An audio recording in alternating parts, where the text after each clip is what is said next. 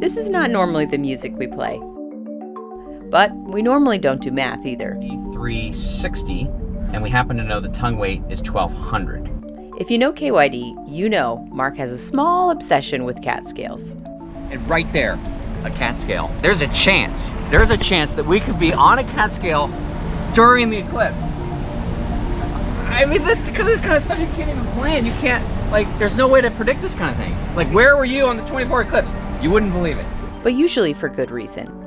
For many years, we were changing RVs frequently, mostly due to our ever-changing family needs, but also to share different ways to travel by RV. Let's toast to learning, because already we have learned a lot. Is there more you'd like to say? I'm ready to cheers again. And each time we got a new rig, we were curious about how much it weighed, and we wanted to stay within our GVWR and payload ratings.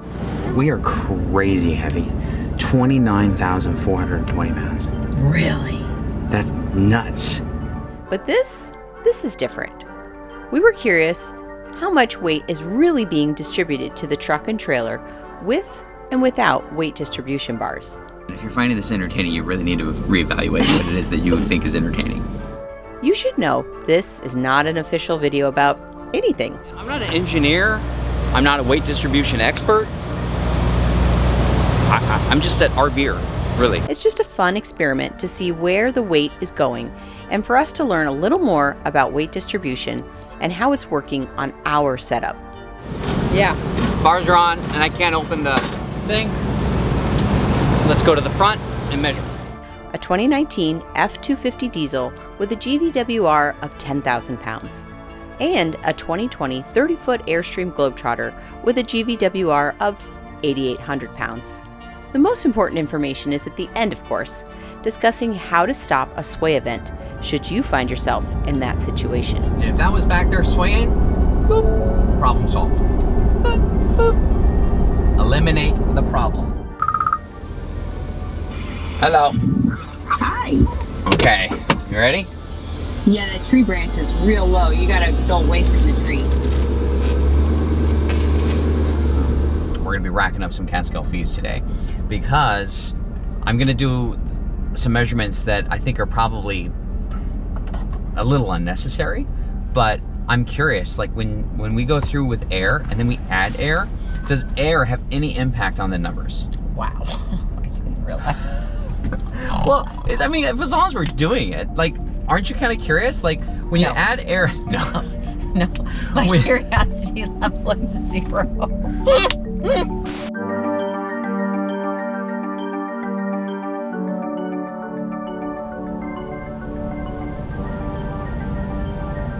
Right here, while I'm getting the app going, for those that have never weighed their truck before, there are 3 pads, 1534. There are 3 pads, one for the front axle, one for the drive axle, and one for the trailer axle. All you have to do is get your truck and trailer set up on all the pads, okay? And I used to hit the button and then they would say, first weigh or re-weigh? First weigh or re-weigh. You can hardly understand them though.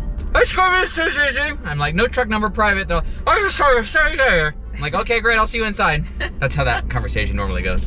And then, oh, $13.50, that's what it costs, accept. And then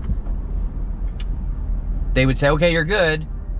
And then you would go park and go inside and get a printout. Well, now that they have the Weigh My Truck app, you connect a credit card to it. Oh, here we go. And then you just go on the scale, you type in the location number, you accept the fee. I'm gonna take a screenshot of that. And then you're good to go.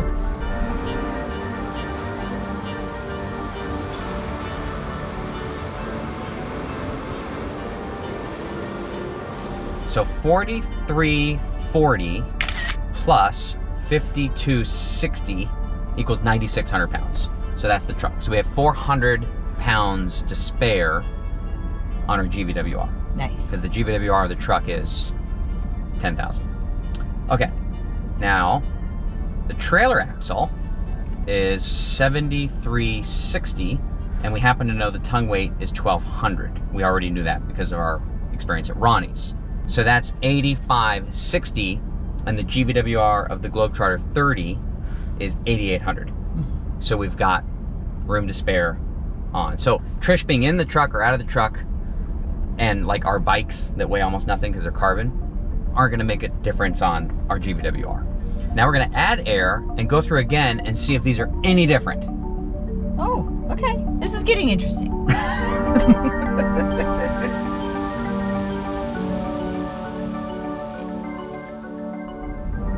Ooh, reweigh is an option. Maybe it's less. $4 for a reweigh. Trish is gonna be thrilled. Started the request. Weighmaster is verifying information.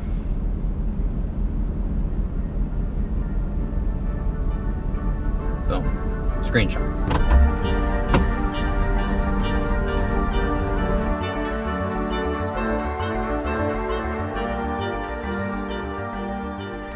You're gonna be so excited. Why? This just keeps getting better for you. For me. Okay? Can you see? Yeah, I Hi. can see it. A reweigh is only $4. Oh, this does get better. This is the kind of stuff that makes me happy. Ready? Yes, You're dying to know, aren't you? I really am. Well, I'm curious. I'm curious to know. Okay. Now we have 40 pounds Okay, of the first of air. one was 4340 on the front axle. 40, okay. And now we're 4340. Oh, so nothing. The drive axle is 5260 and we are 5300. 40 pounds. Oh, you added 40 pounds of air.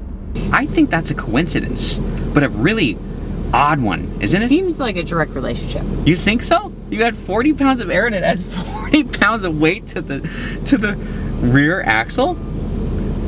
That's so interesting. Or not. Well, I'd love it if, I mean, we have 40 so pounds many. of air. Who would have thought a pound of air weighed a pound?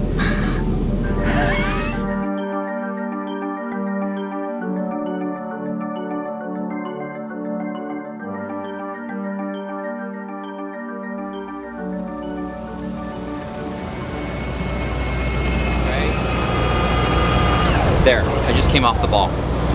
So right now, we're at 41 inches. That's with no load on the truck, we're at 41 inches. So now let me drop the load down.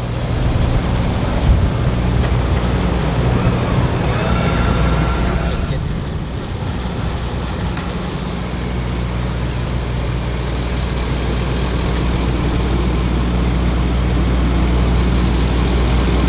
We're 41. We're 41 and 7/8. So the front of the truck went up 7/8 of an inch, which is kind of what I suspected, but we also have 40 pounds of air. And when I say what I suspected, what I meant by that is that an 8,800 pound, or in this case, yeah, we'll just say GVWR, an 8,800 pound RV doesn't have a dramatic impact on a 10,000 pound truck with air, so 7/8 of an inch. So if I were to add weight distribution, I would be looking to half that, half of 7/8 of an inch to be proper. And that's probably why, in my case, in our setup, I didn't notice a big difference between weight distribution and not weight distribution with this setup. That would be an entirely different scenario with a half-ton truck, entirely, because there is a big difference in the amount of weight that you're doing.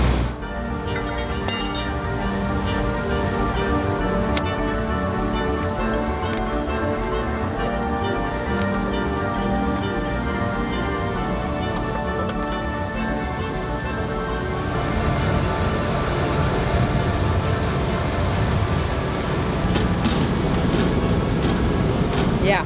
Bars are on, and I can't open the thing. Let's go to the front and measure.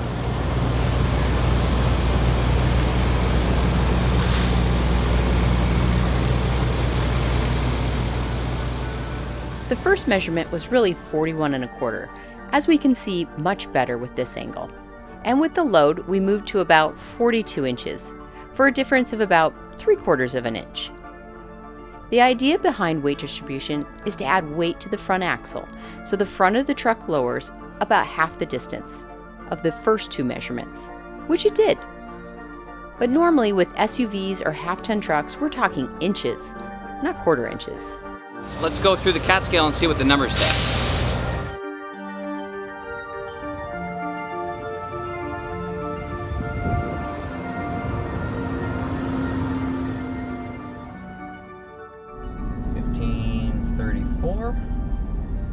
Confirm. Reweigh. Next. Accept. There we go.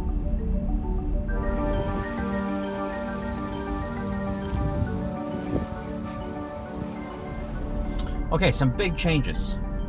Are you being serious? No, being dead serious. Really? Some big changes here. And again, I believe there's too much tension. Okay. So what's fun about that is you get to see maybe some dramatic numbers. But that's probably also why I can't open my battery box, is because I'm adding too much tension. So things need to be adjusted properly, which is why I made the recommendation to go through the setup and don't just accept what someone says, yep, this is how we set up, and be like, oh, okay, go through yourself. It's an important process to understanding. Okay, so on the last weight was 43.40 on the front axle. Okay. And now we're 44.60. Oh. That's 120 pounds. Okay, rear axle. So we were previously 5,300 minus 5140. So we took off 160 pounds off of the rear axle. Of the truck. Of the truck.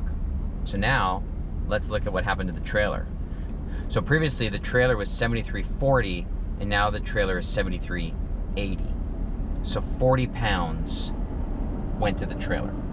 I'll tell you one thing that's kind of interesting for this particular truck is being a diesel, and the fact that a diesel engine adds about 700 pounds of weight to the front axle. We already have so much weight in the front. I don't think that weight distribution is giving us more control. We have plenty of control. And what about like sway control?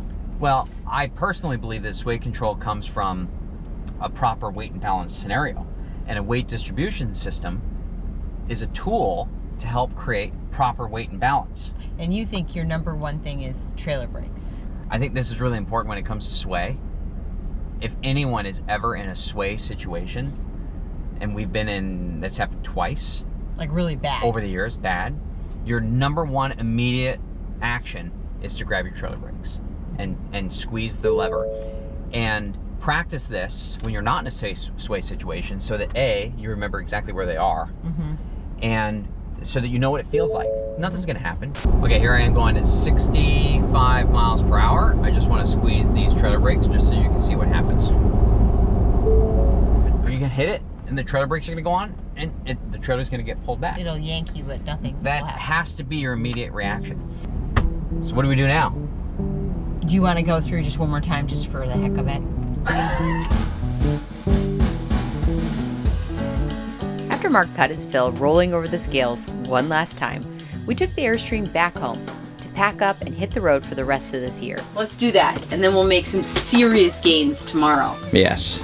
Next Sunday, we'll start making our way north, and then west until the fall. If you're new here, join us in Kentucky, Michigan, Minnesota, Nebraska, Colorado, Arizona, California, Oregon, and Washington, all this season. Catch you next Sunday, 7 Central.